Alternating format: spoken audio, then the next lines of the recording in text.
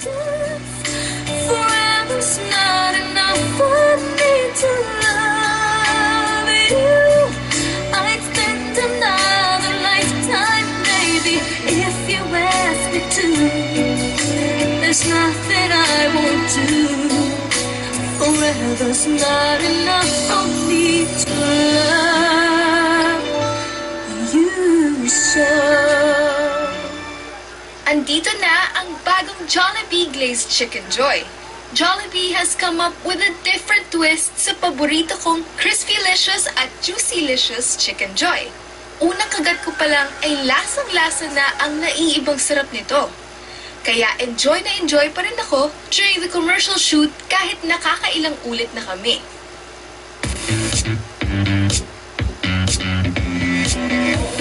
Rolling! 3, 2, 1, action!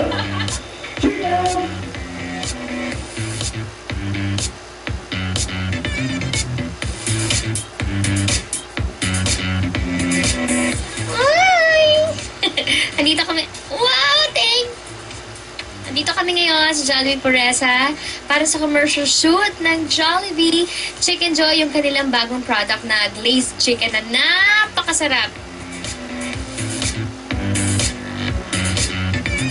During the meeting, they decided to go for the medyo formal. So ngayon si Sarah medyo naka-off-shoulder and pencil skirt in orange kasi nga glazed, very form-fitting. Kita mo talaga yung curves niya. Si Sarah, hindi siya nagko-complain. As long as yung length, okay. Tapos wala masyadong cleavage, no problem with Sarah. For Sarah, gusto namin kasing parang edgy yung look niya. Total, it's a new Chicken Joy. So gusto namin bago din yung look niya. Kaya kung napansin niyo pati yung buhok niya, yung iba yung buhok niya, shiny na edgy. Even the outfit, it's different. It's a different Sarah.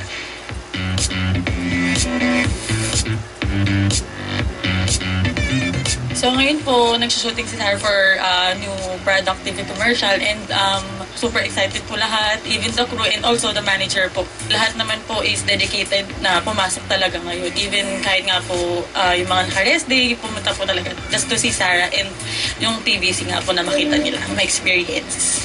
So enthusiastic, very beautiful, and then what happens with them is they're just like, they go into this subjective world of experience that's unbelievable. Our director is Peter Manus. He's Thai.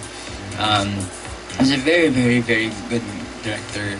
It's bam. It's easy. It's this.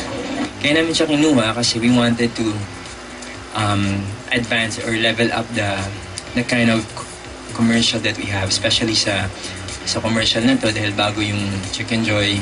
And I think siya yung perfect na mag-direct ng commercial na to. They've been convinced you're an evangelist. Converted. Converted.